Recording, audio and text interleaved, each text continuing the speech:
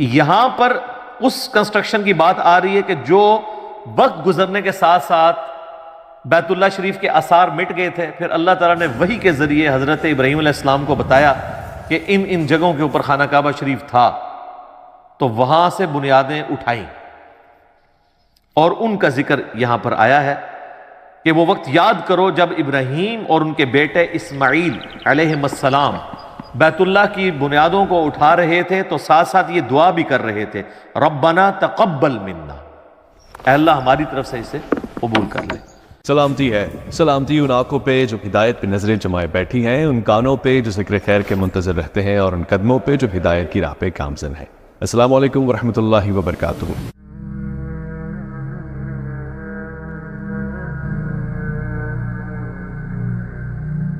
اعوذ باللہ من الشیطان الرجیم، بسم اللہ الرحمن الرحیم۔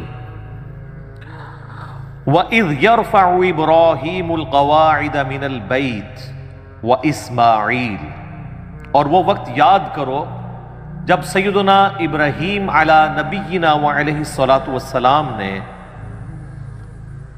بلند کی بیت اللہ کی دیواریں، جس وقت وہ بنیادیں اٹھا رہے تھے، اور ان کے بیٹے اسماعیل بھی ان کے ساتھ تھے، اور ربنا تقبل منا، وہ ساتھ ساتھ یہ دعا کر رہے تھے، اے رب ہمارے قبول کر لے ہماری طرف سے اس ایفرٹ کو جو ہم تیرا گھر تعمیر کر رہے ہیں، انک انت السمیع العلیم، بے شک تو سننے والا ہے، علم والا ہے۔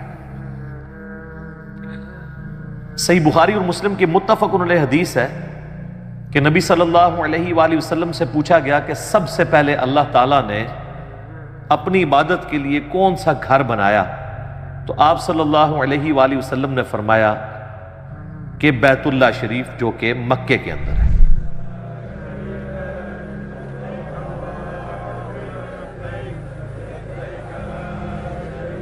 اس کے بعد پوچھا گیا تو آپ نے فرمایا کہ پھر جو ایلیا کے اندر ہے، بیت المقدس یروشلم کے اندر، اس کو اللہ تعالیٰ نے مقرر کیا۔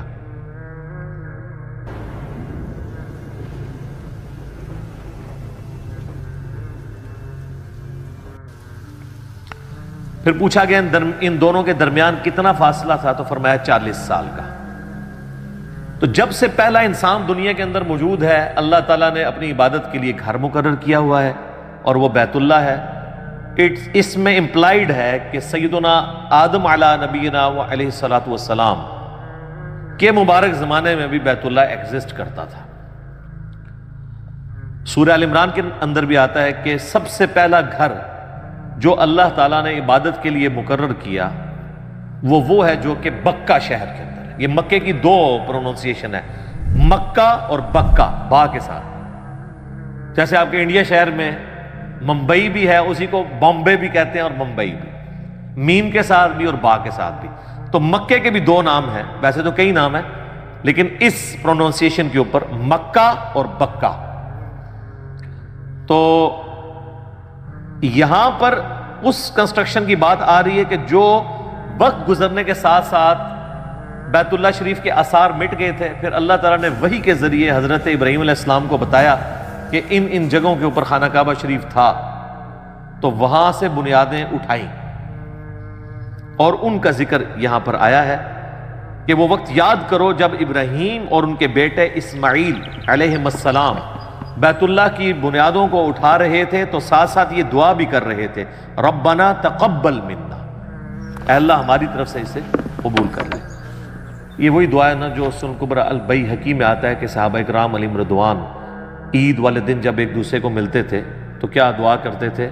تقبل اللہ منا ومنکم، یا تقبل اللہ منی ومنکا، یعنی اللہ تعالیٰ ہماری طرف سے بھی قبول کر لے، یعنی جو ہم نے رمضان کے روزے رکھے، اور تمہاری طرف سے بھی، سنگولر کے صیغے کے ساتھ بھی اور پلورل کے صیغے کے ساتھ دونوں ثابت ہیں۔ تو یہ انبیاء کرام کا ایک طریقہ ہے، سنت ہے کہ جب بھی آپ نے کوئی بھی کام کرنا ہے تو اپنے رب کو بیچ میں شامل کرنا ہے، اس سے دعا کے ساتھ رجوع لے کے آنا ہے کہ اے اللہ ہماری اس کاوش کو اپنی بارگاہ میں قبول و منظور فرما، کیونکہ جب تک انسان اللہ تعالیٰ کے لیے مخلص نہیں ہوگا اس وقت تک اس کی عبادت قابل قبول نہیں ہوگی۔ بے شک تو سننے والا ہے، علم والا ہے، یعنی اللہ تعالیٰ ساری مخلوقات کو سنتا ہے، نہ صرف سنتا ہے بلکہ ہر چیز اس کے علم میں ہے کہ کون شخص اللہ تعالیٰ کے لیے اخلاص شو کر رہا ہے اور کون شخص جو ہے وہ دکھلاوے کے لیے سب کچھ کر رہا ہے۔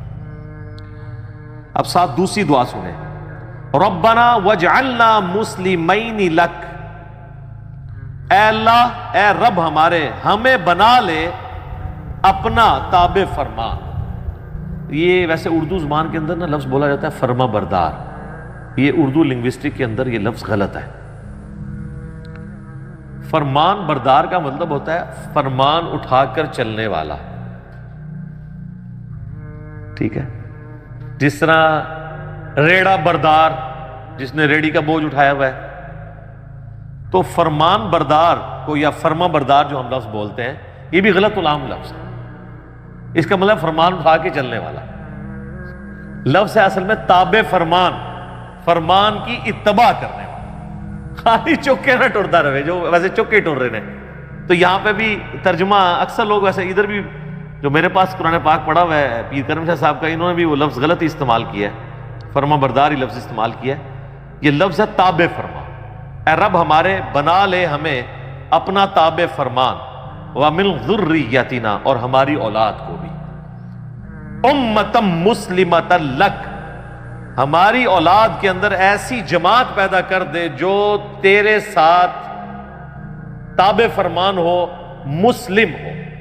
دیکھیں مسلم کا لفظ کنٹینیوسلی 2 دفعہ ہے، اور یہ لفظ حضرت ابراہیم علیہ السلام کی ایک خوبی ہے جو قرآن حکیم میں جگہ جگہ آئی ہے۔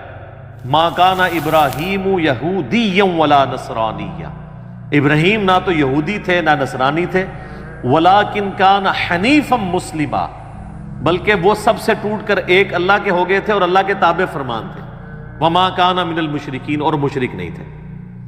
مسلم کا مطلب ہوتا ہے ٹو سبمٹ یور ول، اپنی مرضی کسی اور کے سپرد کرنا، مراد یہ کہ میں تو اپنے آپ سے دستبردار ہوتا ہوں، جو تیری مرضی، اسے کہتے ہیں مسلم۔ بل ملت ابراہیم حنیفا وما کان من المشرکین، پیروی کرو ابراہیم علیہ السلام کی ملت کی جو مشرک نہیں تھے۔ هو سماکم المسلمین من قبل وفی ھذا ملت ابیکم ابراہیم، یہ سورہ حج کی آیت نمبر 78 ہے۔ پیروی کرو ابراہیم علیہ السلام کی ملت کی، هو سماکم المسلمین، جنہوں نے تمہارا نام مسلم رکھا تھا، من قبل وفی ھذا، اس قرآن کے نزول سے پہلے بھی اور اس قرآن کے اندر بھی اللہ نے تمہارا نام کیا رکھا ہے؟ مسلم، سر تسلیم خم کرنے والا۔ اور یہ واحد مقام ہے سورہ حج کا جہاں پہ مسلم ایز اے ورڈ استعمال ہوا ہے، ایز اے اسم۔ باقی جگہ مسلم اپنے آپ سمجھ لیں لغت کے معنوں میں تابع فرمان کے طور پہ آیا ہے۔ اس لیے جب ہم کہتے ہیں نا اپنے آپ کو مسلم کہیں، وہ کہتے ہیں نہیں، مسلم کا مطلب یہ نہیں ہے کہ آپ نے اپنے آپ کو مسلم کہنا ہے، مطلب یہ ہے کہ اللہ کا تابع فرمان ہونا ہے۔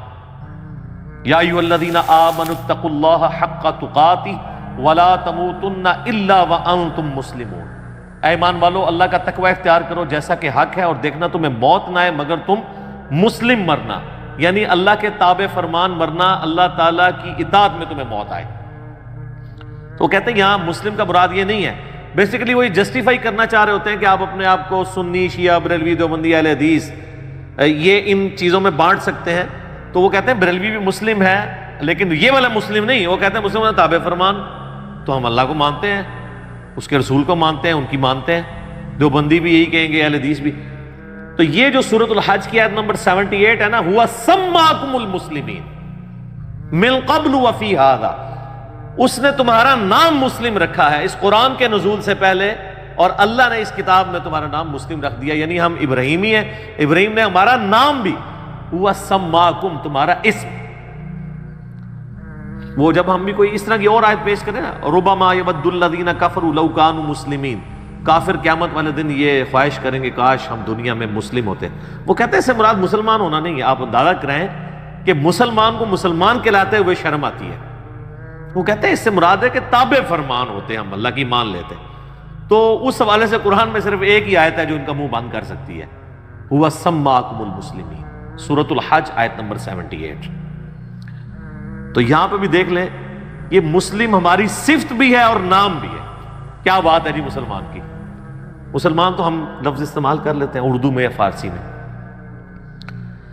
وَأَرِنَا مَنَاسِكَنَا، اور ہمیں عبادت کے طریقے بھی سکھا دے.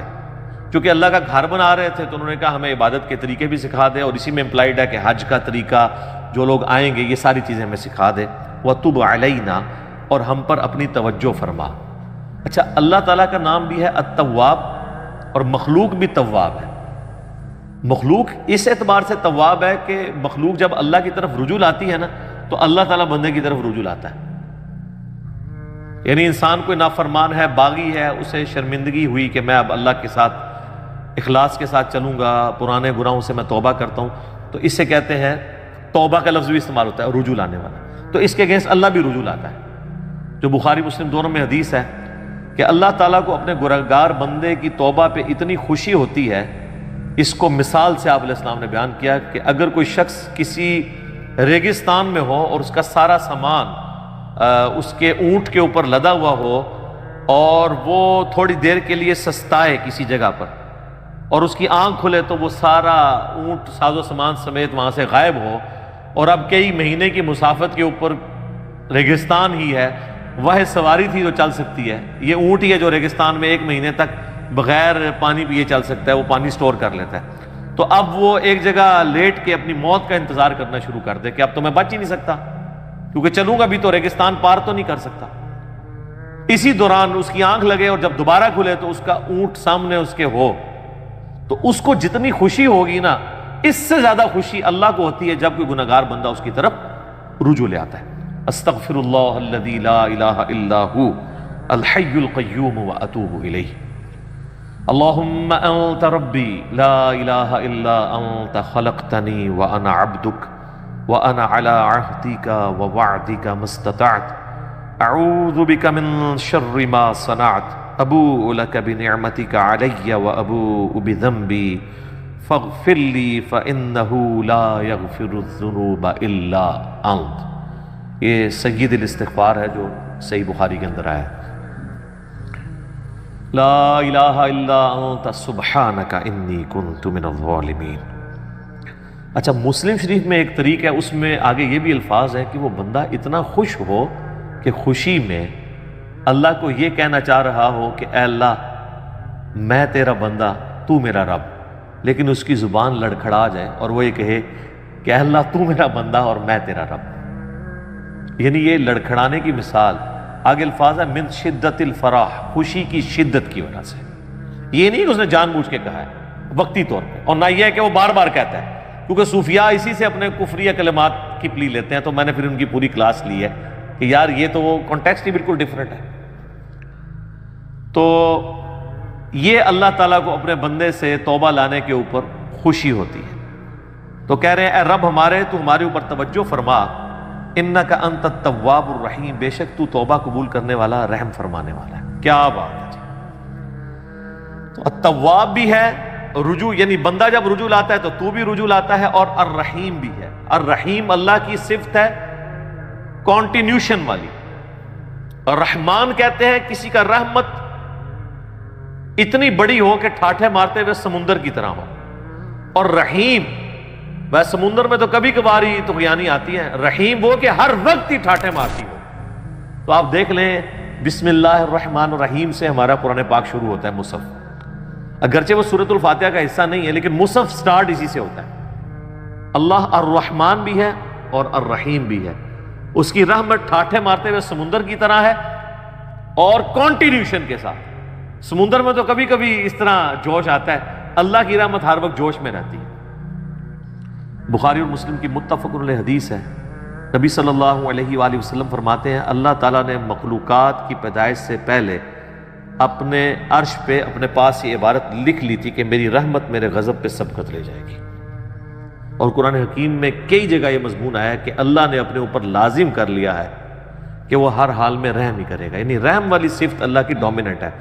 اگرچہ اللہ عدل فرمانے والا ہے، عدل کا تقاضا تو یہ تھا ہمارے نزدیک کہ رحم اور غضب برابر ہوتا، لیکن اس کی رحمت اس کے غضب پر سبقت لے جاتی ہے. لے جی، اب حضرت ابراہیم علیہ السلام کی دعا آ رہی ہے میرے لیے، آپ بھی، آپ کے لیے. ربنا وابعث فیہم رسولا منہم یتلو علیہم آیاتک، اے رب ہمارے ان کے اندر، یعنی ابراہیم علیہ السلام ان کے بیٹے دعا کر رہے ہیں، ہماری جو اولاد تم نے تابع فرمان اے اللہ بنانی ہے تو نے، ان میں ایک رسول بھیج انہی میں سے، تو ہمارے اوپر یہ احسان ہے نا۔